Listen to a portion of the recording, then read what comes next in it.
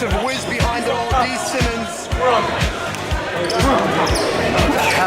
proving that coaching is of a premium in this league. We went to work. We really did. Game plan wise, we went in, we had a strategy, and it paid off. We really did. We're live here at Sarah's tent, and we're a few days removed from the Tahiti Blues winning the 2023 TNL Spring Championship. This is probably, going into the season, Dave, the most hyped season TNL has had since I've been a part of it.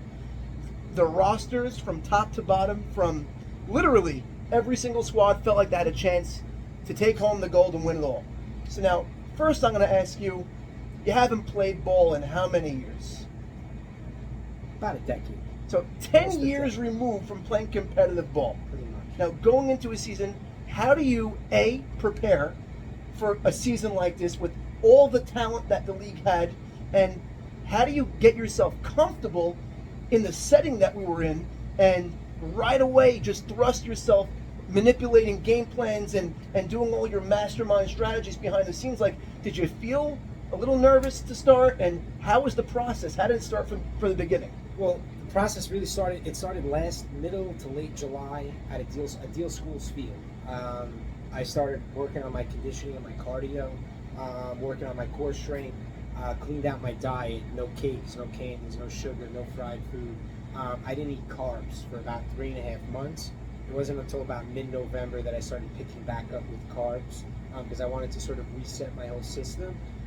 So me personally, man, it was so much pain, so much affliction over the last 9 to 10 months to even be able to get physically ready. That's to play. the physical standpoint. Yeah. I'm more concerned about the mental standpoint. Correct. So now, and to that point, but like you mentioned, look, opening night, I didn't, for the fall, I was trying to get in the league. I didn't get in.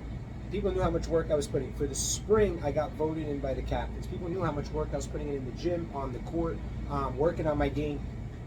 The first night, about 3 days before opening night at TNL, I came down with a stomach virus, and it wiped me out. Opening night, I showed up. None of my shots even hit mine. You were bad. You were off. I remember watching. I said, this is not the start that Simhon wants. This is like, and I saw your confidence shaking. Yeah. Because your first shot, you let it go. I saw the release, a little bit of a funky release, because you do have a funky release in general. So if you're not feeling good about it, right away, one shot after the next, you were building the brick wall. Absolutely. And then you pulled yourself out of the game. Absolutely. I was in a bad spot, and also physically I wasn't there. But I just stayed with the process. The next week I came out, I hit my first 3 shots. I was 3 for 3 from 3. And the other team was like, oh, what happened? We watched it on film. So I think the key is that understanding, and we'll get into that later, is understanding role play. Sometimes you got to understand your role.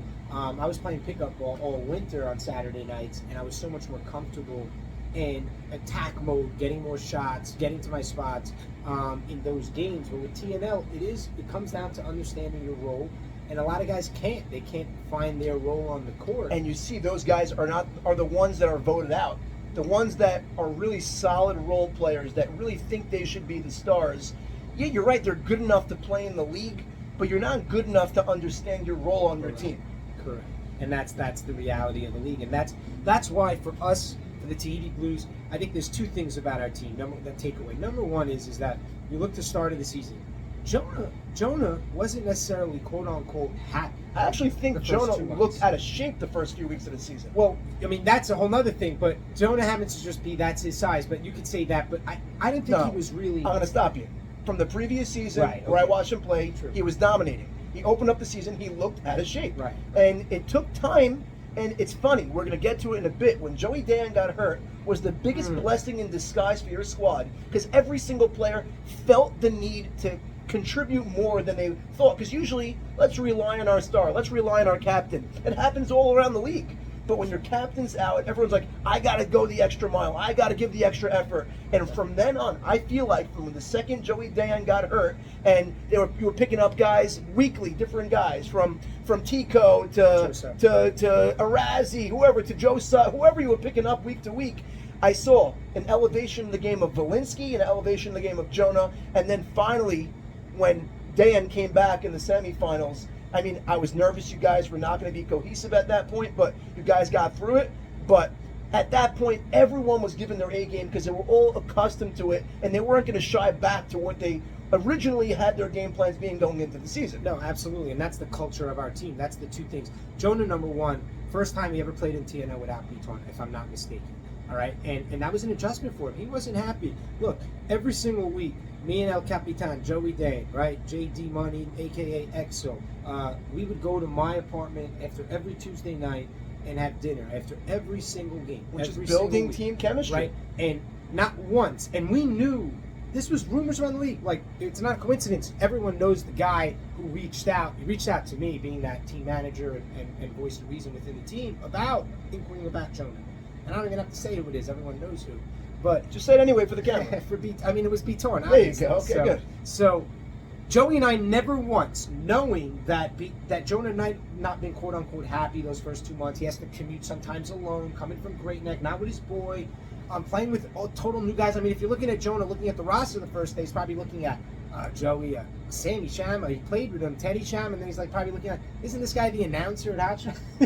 That's what he's probably thinking, and that's an adjustment. But never once did Joey and I say, should we think about training? Never once did that conversation come up. We always believed in our culture. And then secondly to that is, what other team in this league has ever gone by the quote unquote color of their shirt with the Tahiti Blues?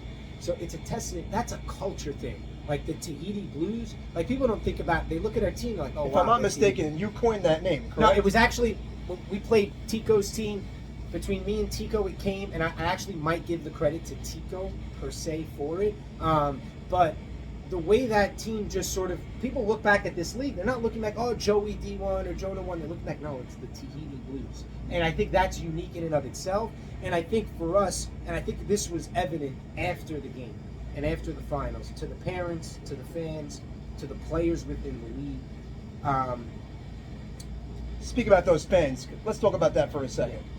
This past finals, I think, was the biggest capacity crowd we had ever. Again, since I'm associated with the league, and I'm assuming the league's only growing and getting bigger and getting more popular due to a lot of media coverage that we have now, due to all the games that we have filmed and recorded, and that we're everything the league is doing. So, talk about the vibe and the atmosphere of the league. We'll get to it a little more later, but I feel like it helped you guys in the finals. I know you guys had a lot of guys booing, not cheering for you guys, and you kind of had a chip on your shoulder in that championship. We always had a chip on our shoulder, and that's what it's always been about for us. That's Tahiti Blue culture. It's about connectivity. It's about family. It's about love. At the end of the day, when every one of us stepped on that court, I swear, we were playing for each other. There was no ego. There was no pride. When we stepped out on that court, we wanted to give it our all because it was about the guy next to us. And yes, in that building, you felt it. As Orange began to make their run and build their momentum, you felt that crowd sort of rise with them. And that's what it was about for us. When we came in that timeout up 5 with about 8 or 9 to play, that's all we talked about is stay connected, stay positive. Listen, I think they cut it to 3. They were down by 12 or 13. They cut it to 3. Sam it back-to-back 3s. And then all of a sudden, I think Joe D hit a monster 3 on a pull-up jumper on the move. Well, first he had the lean in. Right, the up and under. Up and under there. Then he came down in transition. He got a pin down on the right wing. Came up, got a pass, hit a 3. Then we were up 3, 5, 8. Okay, Jackie sort of he slipped. Jackie had a pull up, missed it. Yoni cleared glass, took 2 dribbles, hit an outlet. Joey pushed in transition, hit a pull up 3, went up 11. That's when he jumped on Jonah, and all the emotions started to come out. And then from there on out, and then you guys were not relinquishing that lead. That was your lead to stay. You could tell because they gave their effort. They were down double digits, and at that point in time, that was the turning point. I know Dennis likes to point and say by halftime when that steal again and the M1 screaming pick up full court. We sort of did blitz them though. We really did. And if you look at the inbounds play, Sam was a tad hesitant to get it into Jackie Haber. We blitzed them with that full court pickup. And the reason is when Yoni had been at the free throw line, I was telling everybody pick up full court. But for me, it was about let's pick up full court so that we're not letting them push to get a little quick 2 or 3 before the half. Let's just keep that 4-point lead. I want to dial it back. I know we're talking about the ship right now, but I want to dial it back from the beginning. Were you nervous whatsoever that Joey Dan was not going to ingratiate you and listen to what you have to say in regards to game planning, in regards to defensive strategy? Or did he right away open up his arms and welcome you and say, no, we'd love to hear what you have to say? Because I'll tell you, a lot of, in my opinion,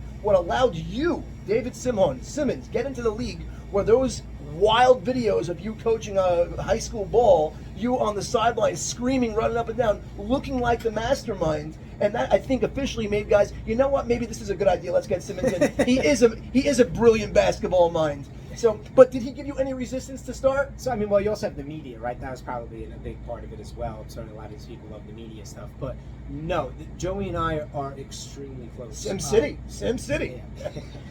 Joey and I are extremely close. Our relationship goes back 5 years. Again, working with Joey in the gym, training him for a long time, him putting in the work, then him just taking his game to another level, winning 2 titles, inspiring him to do what he's doing now, doing an incredible job with his training and all that stuff. But Joey's always trusted me. That's always been our relationship. It's always been about he trusts me. You know, we've been in the gym so many hours where it was me working him, going through drills, going through skill work, but it was more than that. It was about opening the mind to the game and the sport as well. From day one. So you know what? You were fortunate to get drafted by a guy like Joey Dan, because I could see you getting drafted to a team where they have their mindset. We're not going to be listening to what do you have to say, and I could see it be going sour for you if you were put in a different position. For sure. Well, Joey I was never going to play in another team besides Joey.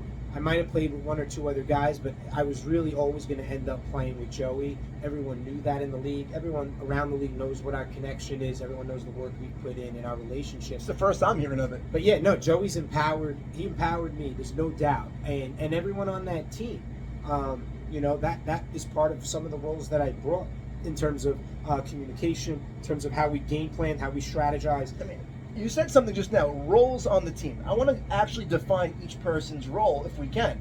I mean, Sammy Shama is the guy that's at the right place, the right time, always in the right moment. I don't know how he has the knack for it, but that became his defined role. Role player, sure, but it's a star role player, hitting threes at the most rebounds, hits rebounding, always on the outlet pass, always there. Then we have guys like Teddy Shama, who literally dominated and took over the first half of the finals, and nobody saw that coming. I mean, I know he saw it coming, but nobody saw that coming. And the thing is to that, nobody knows how much work Teddy's put in. I know because I've worked with him.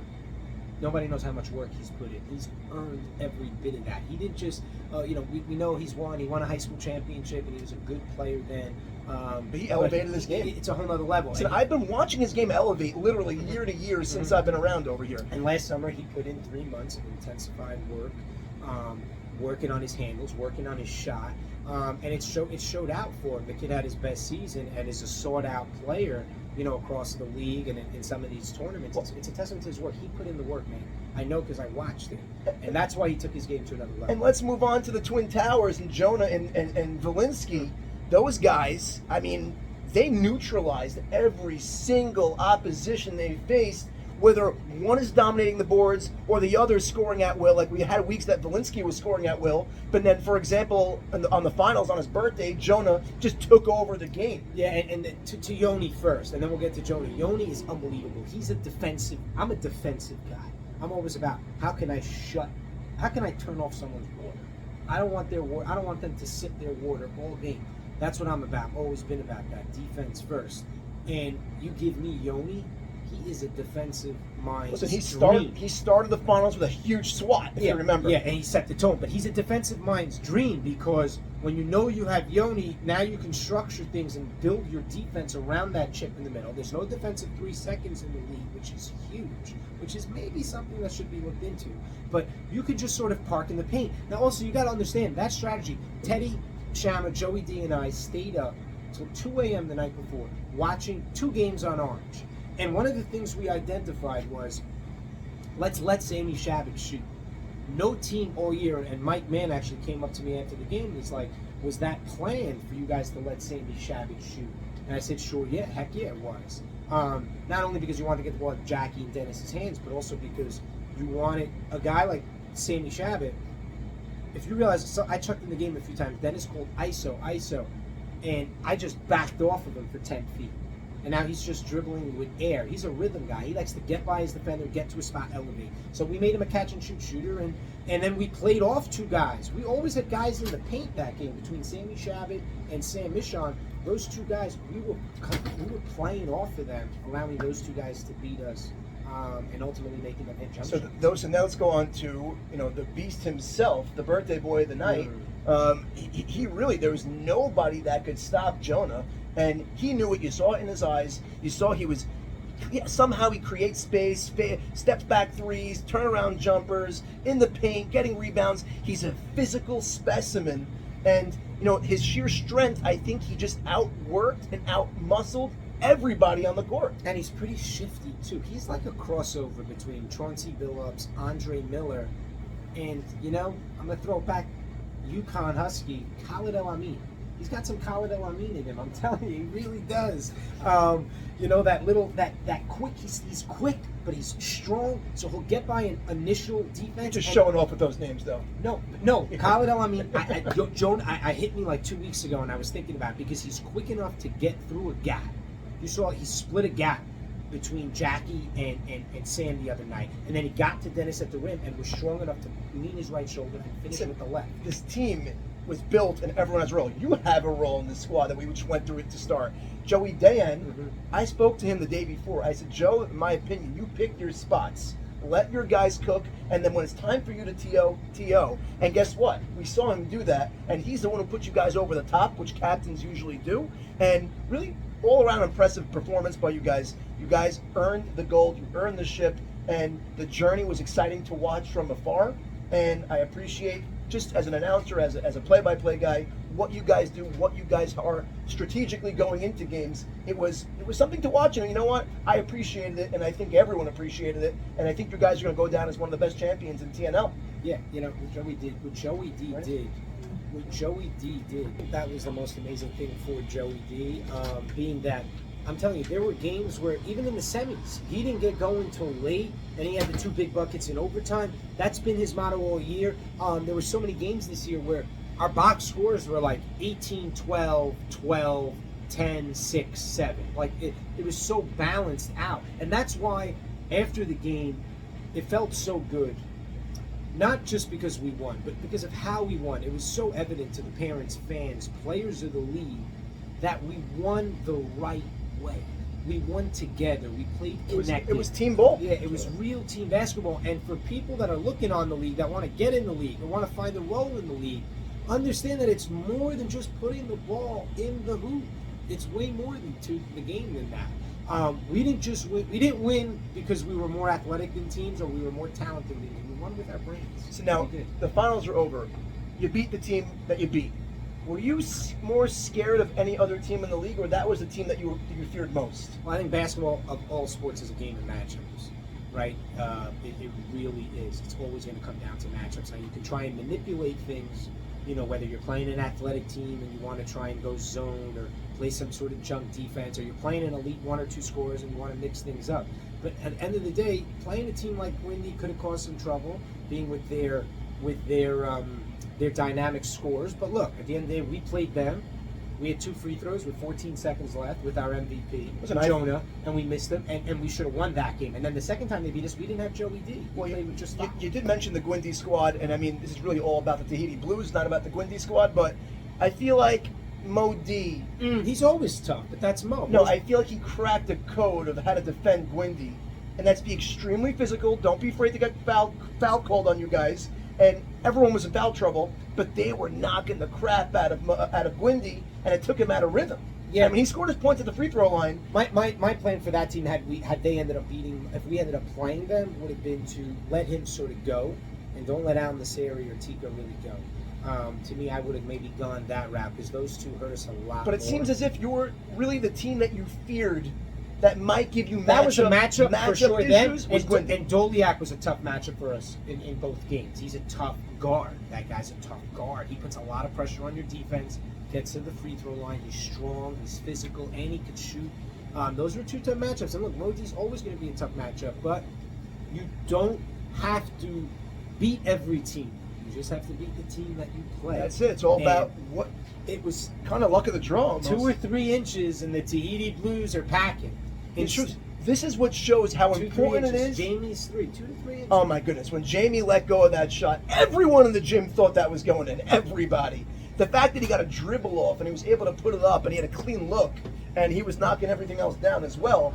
That's to me it was nerve-wracking to me. Sure. And he hit about 5 or 6 threes in that game. He was Jamie. Yeah. He was Jamie. Yeah. So now, question is, I don't see a team like this ever coming together again because everyone elevated their value in the future drafts for the lottery, or not the lottery, the future drafts with the money that everyone's allotted. I don't think it's ever happening. It cannot be recreated. I think Valinsky's value probably doubled. Jonah's value went up 30-40%. Anyone, even the role players like Teddy and Sammy Shama and yourself and everyone involved in this squad. So I think relish it, enjoy it, and really you have a long summer to think about it. And next time we're all going to be seeing you guys, at least me and David together will be by Hot Shot. Can't wait for that. It's going to be exciting. But one last time, Dave, you can give your final remarks, but congratulations on what was a spectacular season from start to finish. Yeah, it really was. And just, I think at the end of the day, what will live on is the Tahiti Blues. You know, it's just, people are going to remember, all right, they were the Tahiti I think you need to Blues, make some and Tahiti Blues t-shirts and hats and stuff. that culture will live on forever. And it was a pleasure to be a part of it with them. Yeah, it's great. Great to have this. Thanks for sitting down with me, and I'm actually happy that I missed you after the game, so we got a chance to do this. For sure. So listen, I hope you guys enjoyed the interview, and see you all next time.